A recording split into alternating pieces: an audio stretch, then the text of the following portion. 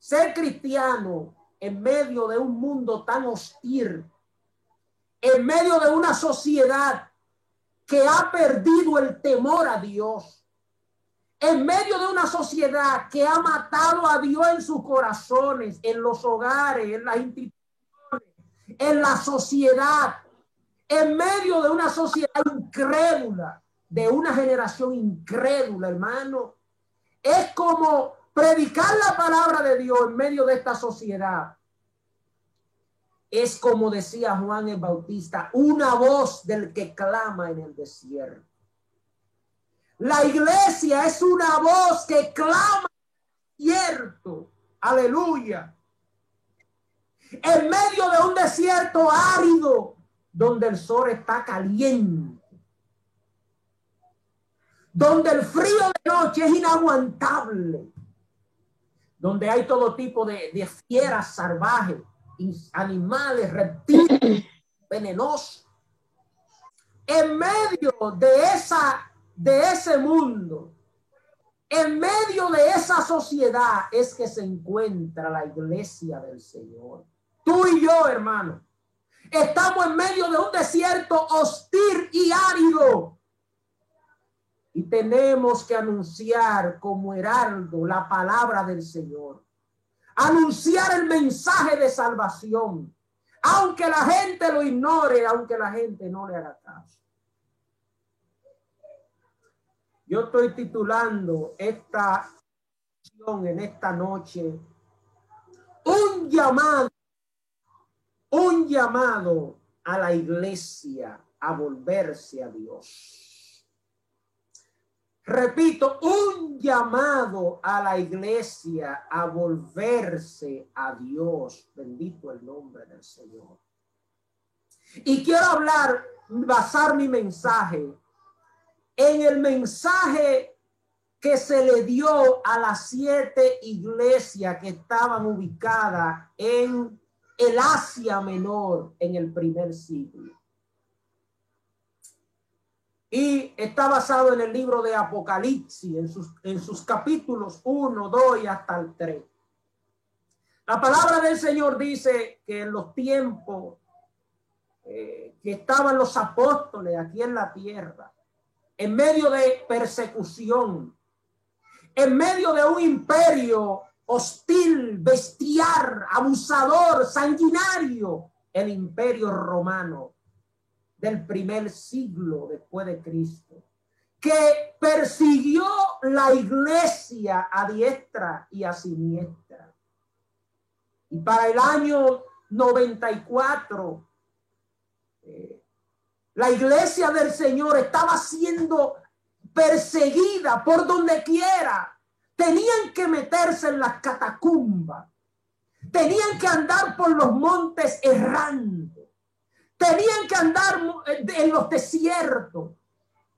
Predicaban y estaban expuestos a que cada vez que predicaban un mensaje, iban a perder la vida o podían perder la vida. El escenario histórico del primer siglo para la iglesia primitiva no era un escenario cómodo. Era un escenario doloroso, tortuoso, de muerte. Era un escenario de persecución. La iglesia del primer siglo estaba siendo masacrada, torturada por el imperio romano. El emperador Domiciano, quien despertó un odio acérrimo en contra de la iglesia del primer siglo. Porque él decía que había que adorarlo a él. Instauró, motivó el culto a la persona humana. Y cuando él veía a los cristianos que solamente se arrodillaban frente a Dios y que no se arrodillaban delante de ningún hombre, eso le carcomía, le molestaba. Y se propuso en su corazón destruir, erradicar de la faz de la tierra la iglesia del primer siglo. Pero mientras más personas mataban, más personas seguían al Nazareno. Y los emperadores se preguntaban, ¿y qué tipo de mensaje es ese que las personas se atreven a morir en la hoguera? se atreven a morir en el circo romano, se atreven a dejar que lo echen al foso de los leones, y ellos prefieren morir antes que renunciar a ese mensaje. ¿Qué tipo de personas son esas? Y la Biblia dice la historia que el apóstol Juan, siendo torturado, quemado en medio de una vasija de aceite, fue desterrado a una isla llamada la isla de Patmos. Allí, en la isla de Patmos, moribundo, todo quemado, destruido. Él no estaba en un resort. Él estaba pasando momentos traumáticos. Allí lo tiraron para que se muriera, en esa isla rocosa donde la muerte era inminente. Pero en medio de ese escenario doloroso, tortuoso, de persecución, allí el apóstol Juan recibe la revelación más extraordinaria para cerrar el canon bíblico de la palabra de Dios, y recibe el Apocalipsis, la revelación de Jesucristo, el porvenir, lo que había de pasar en el futuro. El libro de Apocalipsis es una respuesta a una iglesia que se encontraba bajo persecución, una iglesia que se encontraba bajo presión, una iglesia que estaba siendo pisoteada por un imperio vil y desarmado. Esa iglesia, el Señor Jesús le da su revelación de lo porvenir, de los eventos escatológicos futuros, del fin de los tiempos, y empieza a narrarle al apóstol Juan un sinnúmero de eventos futuros que tenían que darse, que suceder en la historia. Y dentro de todas esas palabras que este hombre de Dios recibe, el apóstol Juan, en la isla de Patmos, él recibe un mensaje para 7 iglesias. 7 iglesias que estaban ubicadas en el Asia Menor, lo que hoy se llama Turquía. En ese entorno habían 7 iglesias que estaban ubicadas más o menos en una línea periférica de no tan lejos, se encontraban en ese mismo entorno. Los estudiosos piensan que la primera iglesia que fue fundada fue la iglesia de Éfeso.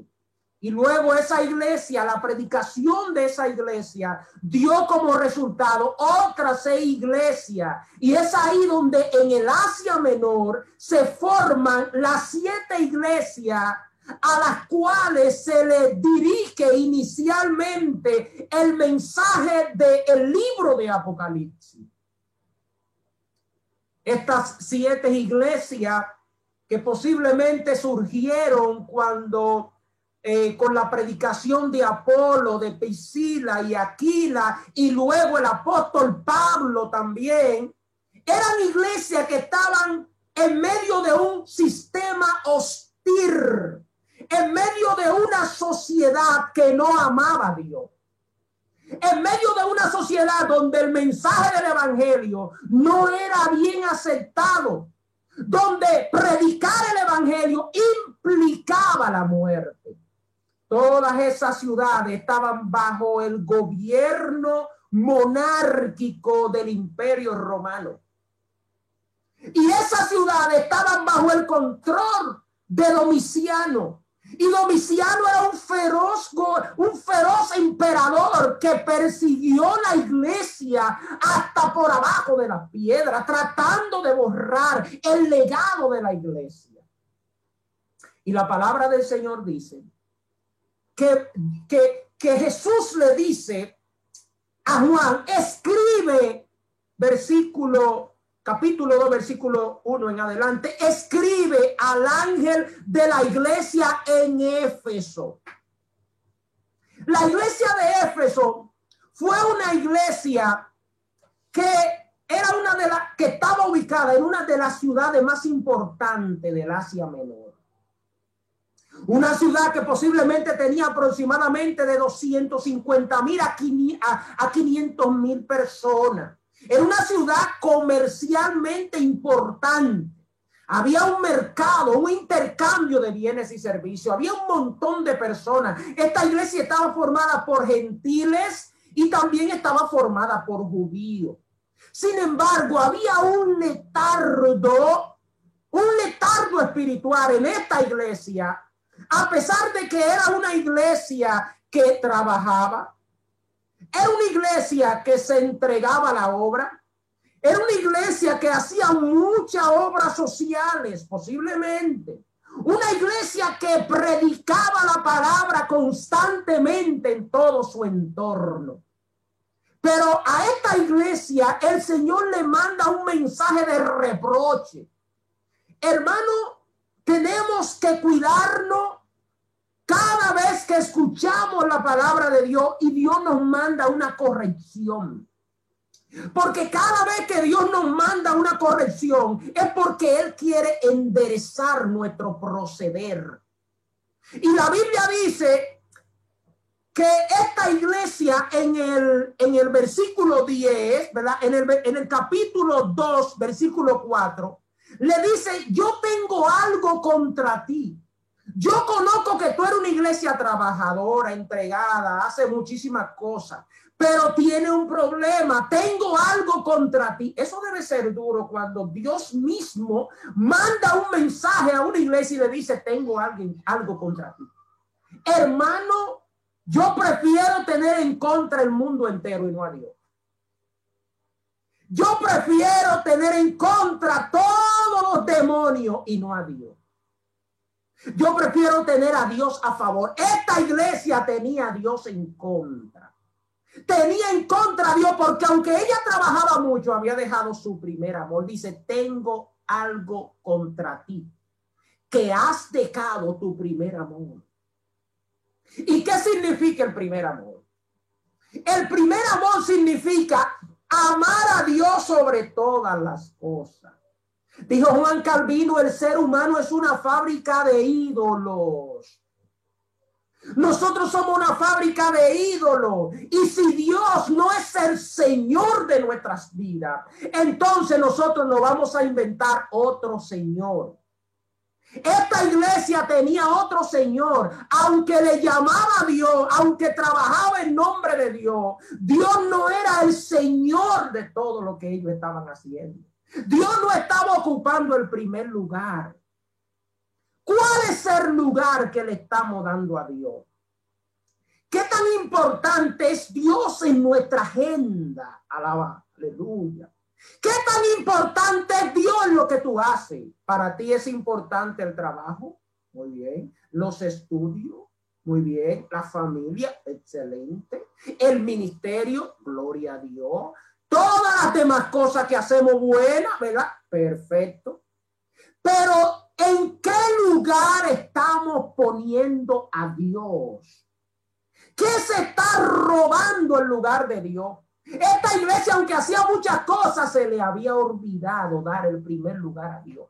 Y Dios le dice, mira, díganle al ángel de la iglesia, de esa iglesia, que yo tengo algo contra ellos, que han dejado su primer amor, aleluya. Ya no me buscan como antes. Ya yo no soy el Señor. Ellos dicen Señor, Señor de boca, pero su corazón está lejos de mí. Oh, gloria al nombre del Señor. Un llamado a la iglesia a volverse a Dios.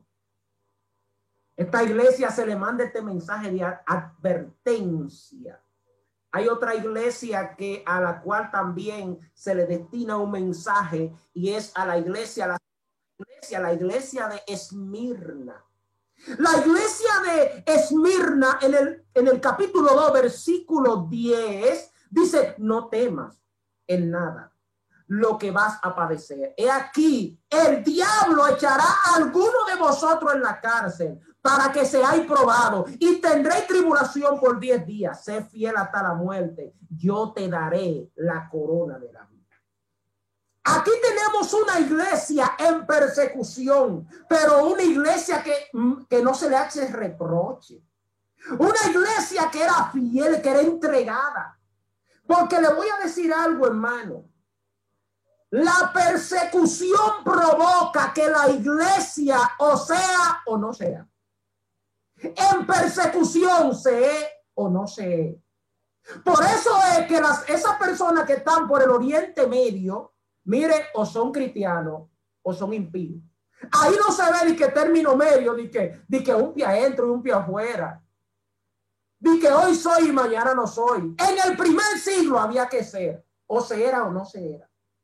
Pero en el contexto en que nosotros estamos aquí, de este lado del occidente, donde no hay persecución del evangelio, no hay una persecución tan activa como hay en el Medio Oriente y en otras naciones del mundo y en la otra parte del mundo. Entonces se nos hace a veces fácil plagiarnos. Pero cuando llega la persecución, el que es y el que no se quiebra. Cuando llega el fuego, la hojarasca se quema. Cuando llega el fuego, el oro brilla. Pero lo que no es oro se consume. Bendito el nombre del Señor. Y esta iglesia es una iglesia fiel, una iglesia que se forja en medio de persecución, en medio del dolor, en medio del sufrimiento. Y hay un problema en la sociedad de hoy. Y es que nosotros lo queremos todo fácil. Y cuando le hablan a la gente de sufrimiento, que usted tiene que sufrir, le dicen, no, es que Dios me va a librar de todo. Plaga no tocará mi morada. Ajá. Te voy a hacer un cuento. O te voy a relatar algo. Y entonces los apóstoles que sufrieron todo por la causa de Cristo, nosotros somos mejores que ellos. Nosotros somos mejores que ellos sufrieron por la causa de Cristo y nosotros entonces el Señor siempre nos va a librar. Mire, la Biblia enseña que el Señor estará con nosotros en medio de la prueba, pero no dice que el Señor nos va a quitar la prueba. Hermano, la persecución purifica la iglesia y esta iglesia es una iglesia que no se le reprocha.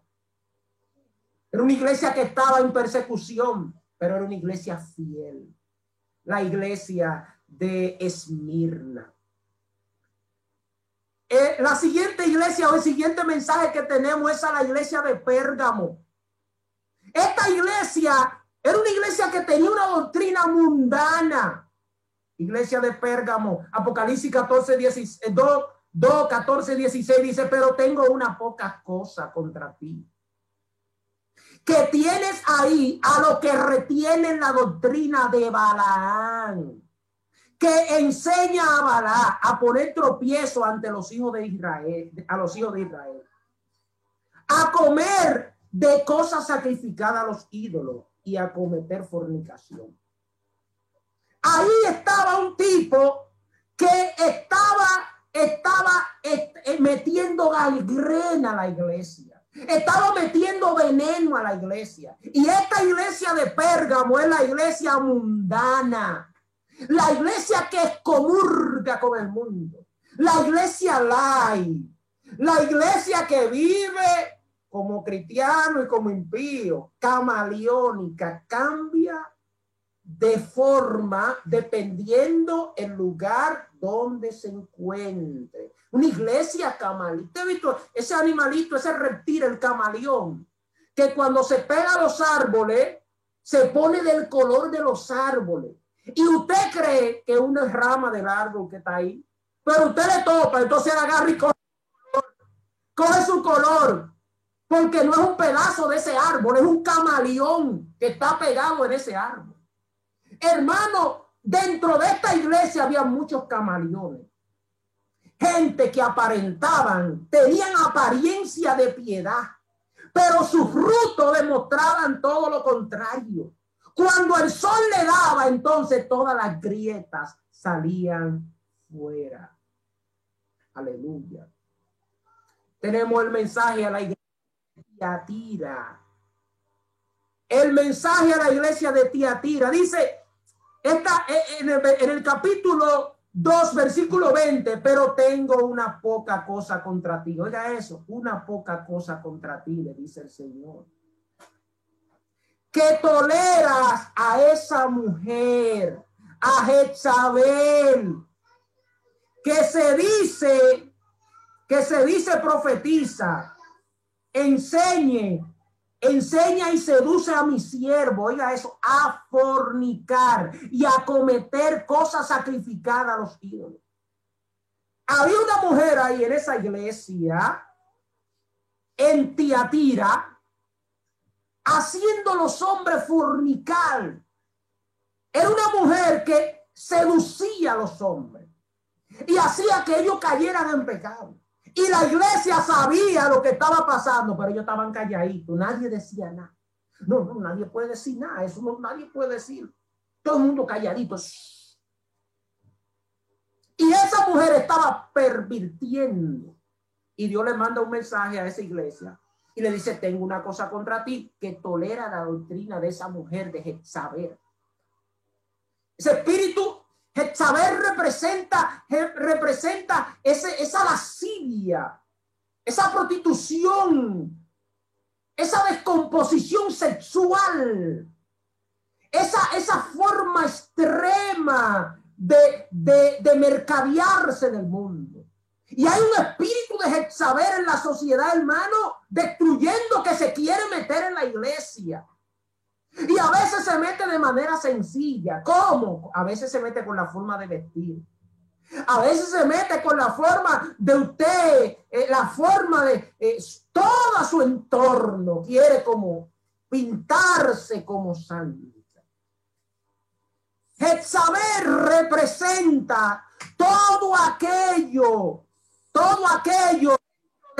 del órgano del término sexual que se puede hacer con todo libertinaje. El libertinaje sexual, las pasiones juveniles. El nada es nada. El nada es nada. Aló, a su nombre, me dejaron solo. Me dejaron solo aquí en la casa. Gloria. Ah, yo pensaba que me había... Aleluya. Estamos aquí. Amén, amén, mensaje. amén. Sígalo. Aleluya. Entonces tenemos a Jezabel seductor. Yo me imagino cuando hago una alegoría, ¿verdad? No literalmente, quizá hago una alegoría. Me imagino una mujer con muchos alcillos, muchas cosas ahí, y una ropa totalmente desconsiderada, enseñando los pechos, enseñando la espalda, enseñando la nalga, enseñando todo su cuerpo y modelándole a los hombres de la iglesia. Varón, pasándole la mano por la cabeza, el abrazadero, el beso, el besuqueo, el poner de mano, y los hombres así medio temblando. Me imagino una mujer así muy atractiva, arrastrando los hombres, los siervos y las siervas de Dios. El espíritu de Jezabel está metido en esta sociedad y estaba metido en esa iglesia, hermano. ¿Qué busca el espíritu de Jezabel? Mercadear el cuerpo. Por eso hoy en día nosotros vemos una sociedad que a las mujeres la quiere poner a venderla como un producto, como vitrina, en vitrina. Vender la mujer como un producto sexual. ¿Por qué? Porque este sistema está minado del espíritu de Jezabel. No hay control, es un descontrol total. Hermano, usted ve mujeres en la calle que visten de una forma que usted la ve y usted tiene a veces que taparse la cara. Usted la ve y tiene que hacer así porque ofrezco, Dios mío. Hermano, esto es un sistema diabólico que está plagado por el espíritu de Jezabel. Por eso dice la Biblia que llevemos cautivo todo pensamiento a la mente de Cristo. Los fariseos pensaban que el adulterio era agarrar y acotarse con una mujer y que te encuentren ahí.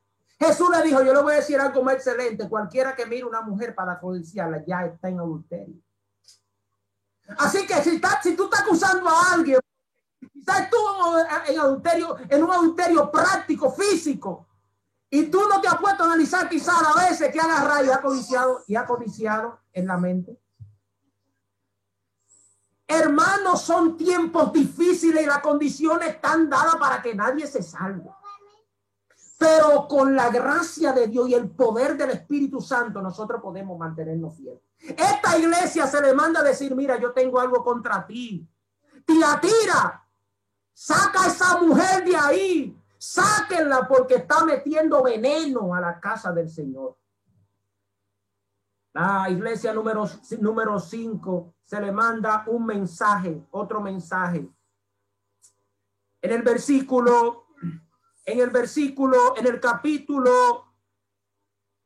capítulo 3, versículo 8, dice de la siguiente manera, gloria al Señor, capítulo 3, versículo del 1, vamos a leer.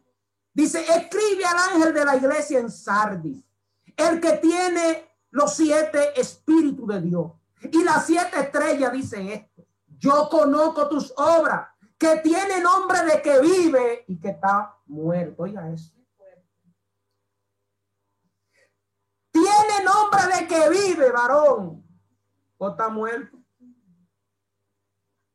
Se ve muy bonito por fuera, pero por dentro está listo. Esta iglesia hacía mucha apariencia. Usted sabe que estamos viviendo en un tiempo de la apariencia, donde la gente hace toda la cosa para aparentar. La gente hace apariencia en las redes, en la iglesia, en la calle. El asunto es aparentar, para aparentar una cosa que no se es. Y por eso esta sociedad está vacía. Y a veces el diabólico quiere meterse dentro de la iglesia, el sistema de la apariencia. La apariencia, hermano, es un recurso que el diablo utilizó en el principio. Un recurso que el enemigo utilizó en el principio. ¿Para qué? Para venderle a la mujer. Le dijo a la mujer, este árbol qué bueno. Mira este árbol qué bueno. Agradable para alcanzar sabiduría. Agradable a los ojos. Wow, pero y seremos igual a Dios. La apariencia. El endiosamiento personal. La egolatría, el culto al hombre, la gloria al hombre, reconocer al hombre, todo por dentro vacío, por dentro vacío. El Señor quiere, hermano, que nosotros no seamos como estrella fugaz. Él no quiere que seamos como el tamo que arrebata el viento. Él no quiere que seamos sepulcro blanqueado. Esta iglesia decía, no, nosotros estamos vivos. Y hablaba quizá lengua. Cuando yo me imagino esta iglesia, me imagino hablando lengua. Y hablando su lengua. Y prendía. Pero mentira, era mecánica. Era una iglesia que lo que le gustaba era la apariencia, pero por dentro estaba muerta. Hermano, había perdido la comunión con Dios esta iglesia. Había perdido su relación con Dios, la iglesia de Sardis. Había perdido su integridad. Había perdido su primer amor. Lo había perdido todo. Sin embargo, ella quería aparentar que estaba bien. Cuando estamos, hermano, no podemos aparentar que estamos bien. No es un pecado debilitarse, dice una canción. Decir, Señor, no puedo más. Es parte de ese plan perfecto. Aleluya. Pero en el camino tenemos que aprender y no podemos tropezar todos los días con la misma piedra. Si el hermano que está a tu lado tropieza, levántalo. No lo deje en el suelo. Si el hermano que está a tu lado tropieza, no lo patee. Porque hoy por ti, mañana por mí. Hoy por ti, mañana por mí. Y muchos son más expertos. Dicen, yo sabía que ese varón se iba a ir de boca. Pues yo sabía que se iba a descarriar. No iba a durar mucho, ¿no? Porque él es como la ola del mar. Él sube y baja. Varón, pero debiste ayudarle. Debiste ayudarle. Si tú sabías que se iba a caer, ¿por qué no le ayudaste? ¿Por qué no le metiste la mano? ¿Por qué no le dijiste, varón, mira, te voy a ayudar? Aleluya. Sepulcro blanqueado. Iglesia de Sardis le dice, mira, tú estás muerta, tú tienes nombre de que vive, pero estás muerta, tú estás aparentando lo que no eres, lo que no vive, el tiempo, el mundo de la apariencia, donde la gente prefiere comprometer en cuanto principio sea para guardar una apariencia delante de la sociedad, para aparentar lo que no se es.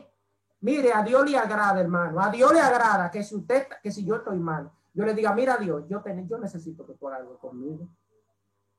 Yo necesito que tú hagas algo conmigo. Señor, tú sabes que yo estoy mal. Tú sabes que yo estoy lleno de pecado. Tú sabes que te he fallado.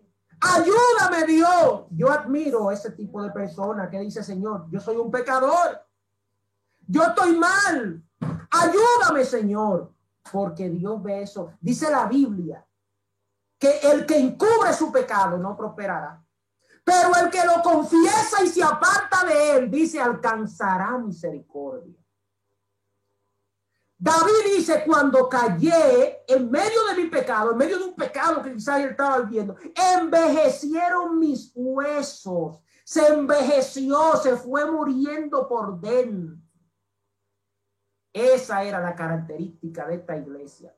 La siguiente iglesia, el mensaje a la siguiente iglesia, la iglesia de Filadelfia. Esta iglesia tenía una característica que todos nosotros quisiéramos tener. Dice la Biblia, yo conozco tus obras, le dice en el capítulo 3, versículo 8 de Apocalipsis. Yo conozco tus obras y he aquí, he puesto delante de ti una puerta abierta, la cual nadie puede cerrar. Porque aunque tiene poca fuerza, escuche esto, has guardado mi palabra. Aleluya. Esa palabrita me gusta ahí. Porque aunque tú no eres un fortachón, aunque tú no eres un súper espiritual, aunque tú no eres un superhombre, has guardado mi palabra. Aunque eres débil, aunque no tienes mucha fuerza, escuche esto, no era una iglesia muy fuerte, pero era una iglesia que había guardado la palabra del Señor. Y no has negado mi nombre. Dos características determinantes para un siervo de Dios. Guardar la palabra de Dios y no negar el nombre del Señor. Y esta iglesia se le llama una iglesia fiel. Es una iglesia, al igual que la iglesia de Esmirna, una iglesia que se mantuvieron en medio del mismo escenario donde estaban todas estas iglesias en el Asia Menor. En medio de un montón de iglesias que estaba mal, estas se mantuvieron fiel al Señor. Finalmente tenemos la iglesia de la Odisea. En el capítulo 3, versículo 15 al 17, dice, yo conozco tus obras, que ni eres frío, escuche esto, ni eres caliente. Oye, este era un camaleón. Aquí había un problema, porque aquí ni eran una cosa, ni eran evangélicos, ni eran impíos. Dice, ni eres frío, ni eres caliente. Ojalá, y ese ojalá, mire, ese es un ojalá que está entre dos puntos suspensivos. Eso es como para decirte, llamar la atención. Es como una impresión. Ojalá. Una indignación. Señor se indigna aquí y le dice, ojalá fuese frío o fuese caliente. Ojalá fuese frío o fuese caliente. Una cosa ni la otra. Ese era el problema de esta iglesia de la Odisea, que no era ni una cosa ni la otra, ni era fría ni era caliente. Bendito el nombre del Señor. Versículo 16 dice, pero por cuanto eres tibio y no frío ni caliente, te vomitaré de mi boca. Wow. El Señor nos ayude. Versículo 17, porque tú dices, yo soy rico, escuche esto, y me he enriquecido, y y de ninguna cosa tengo necesidad. Otra apariencia aquí, víctima de la apariencia. Y no sabes que tú eres un desventurado. Oye, eso, esta iglesia decía, no, nosotros somos ricos espiritualmente. Nosotros estamos llenos de Dios. Nosotros estamos llenos del poder de Dios. Y cuando le hacen el escrutinio, no, pero ven acá. Tú lo que eres un desventurado. ¿Y usted sabe qué significa la palabra desventurado? ¿Usted sabe qué significa? Significa desgraciado. Usted es un desgraciado. Eso era lo que le estaba diciendo. Ustedes son unos desgraciados. Son unos desventurados. Es la palabra literalmente que se le está diciendo aquí en el griego. Desgraciado es lo que él le está diciendo. Oh, Señor, tenga misericordia de nosotros. Una vez yo escuché un mensaje de alguien que estaba predicando y llevó un hombre, llevó 2 personas y agarró y metió uno con un saco, le puso un saco, le puso una corbata, le puso un flu, de arriba abajo lo llevó. Eso fue una campaña en el Estadio Olímpico, en el Tetelo Vargas. Y llevó su hombre y lo paró, lo sentó en la tarima cuando iba a predicar. Y llevó otro tipo, todo traposo, todo en chancleta, con un poloché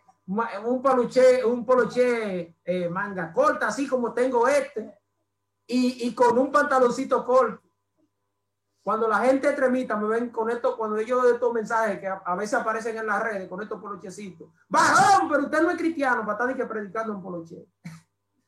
Y el tipo agarra y llevó de todo tipo y lo presenta. Y le pregunta a la multitud, ¿cuál de esos no es cristiano? Y la gente señalan al que está con el pantaloncito concho y el polochecito.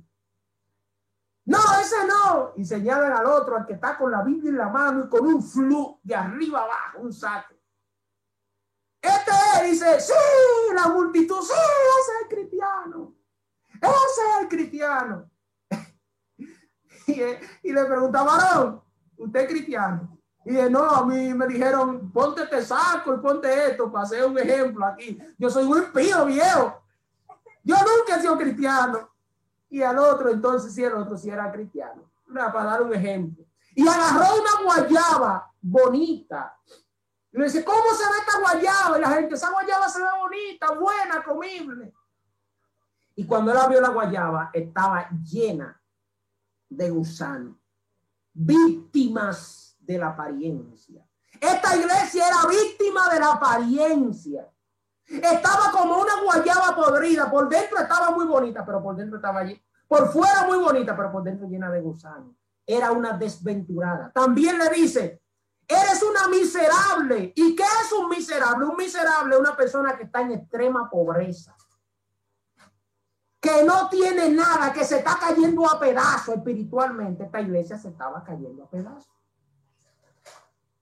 Le dice, eres pobre. ¿Qué es un pobre? Bueno, un pobre es una persona que carece de lo necesario para sobrevivir. Carecía, ni siquiera tenía lo básico esta iglesia para llamarse ser siervos de Dios. Le dice, ustedes son ciegos también. Versículo 17, pobre, ciego. ¿Qué es un ciego? Una persona sin visión, que ha perdido la visión, que no puede guiar a nadie, pero tampoco se puede guiar él, que necesita que alguien lo guíe. Así estaba la iglesia de la Odisea. Y número 5 le dice, está desnudo. La desnudez es símbolo del pecado. Representa el pecado. Estaba llena de pecado. Era una iglesia miserable. Miserable. Sin embargo, Dios le hace un llamado. Era una iglesia que dentro de ello había un remanente. Estas 7 iglesias, mis hermanos, son una radiografía de lo que pudiera estar sucediendo hoy en la iglesia en el mundo. Noten que de 7 iglesias, solamente 2 iglesias tenían las características delante de Dios para ser aprobada por Dios. La iglesia de Esmirna y la iglesia de Filadelfia. Mientras que las demás iglesias estaban en condiciones totalmente cayéndose a pedazos espiritualmente. Podemos decir que las características de la iglesia en ese momento, en este tiempo en el mundo, pudiera entonces la iglesia verse enfrentada en medio de ese escenario. Iglesia como la iglesia de Éfeso, que habían dejado su primer amor. Pero también tenemos iglesias como la iglesia de Esmirna, que son una iglesia que en medio del sufrimiento se mantienen fiel. Tenemos un remanente, tenemos iglesias, la iglesia como la iglesia de Pérgamo, que tienen la doctrina mundana en el mundo. Iglesia como Tiatira, que están siendo arrastradas por todo tipo de pecados sexuales. Los otros días escuché de un pastor que se instituyó en una iglesia, un pastor homosexual y una pastora lesbiana en un lugar. Iglesias pentecostales, supuestamente nacido de nuevo. Tenemos iglesias como la iglesia de Sardis, que tienen nombre de que están vivos, que son apariencia, pero por dentro están muertos. Pero también tenemos iglesias como la iglesia de Filadelfia, que se mantienen fiel, que aunque no tienen mucha fuerza, guardan la palabra de Dios y no han negado el nombre del Señor. Pero también tenemos iglesias como la iglesia de la Odisea, tan tibio espiritualmente. El liberalismo entrado en sus vidas. Hermano, estas 7 iglesias, este mensaje a las 7 iglesias, si nosotros lo traemos a nuestro tiempo, es una radiografía en todo el mundo del mensaje que Dios está mandando a su iglesia en este tiempo. Note que cada una de esas iglesias eran iglesias del Señor. Sin embargo, había personas que estaban en esa condición, pero había un remanente, de seguro que había un remanente en cada una de esas iglesias. Dios siempre se ha de guardar un remanente. Dios está haciendo un llamado a la iglesia en todo el mundo, en medio de un mundo hostil, en medio de un mundo lleno de pecado, en medio de un mundo que ha perdido el sabor. Dios está llamando a una iglesia que sea luz en medio de las tinieblas. Sal en medio de un mundo que está insípido y que sea columna y baluarte de la verdad en medio de un mundo que está cada día más en confusión. Dios nos llama a volvernos a Él. Como le dijo, Dios nos llama a que despertemos, a que volvamos a nuestro primer amor, a que busquemos su rostro, a que nos mantengamos fiel, que no nos dejemos contaminar del sistema. Gloria a Dios por el remanente que siempre se mantiene. Pero en el mundo, hermano, hay todo un sistema diabólico que quiere hacernos vivir como el mundo, hablar como el mundo, actuar como el mundo, pensar como el mundo, vestir como el mundo, movernos como el mundo. No, la iglesia del Señor no puede ser como el mundo. La iglesia del Señor no pertenece a este mundo. No importa que yo sea joven, que sea viejo, que sea anciano, que sea niño. El llamado es generar a todo aquel que invoque el nombre del Señor a ser santo, porque Dios es santo. Dios le bendiga y Dios le guarde en esta noche. Gracias por escuchar este tiempo. Muchas bendiciones.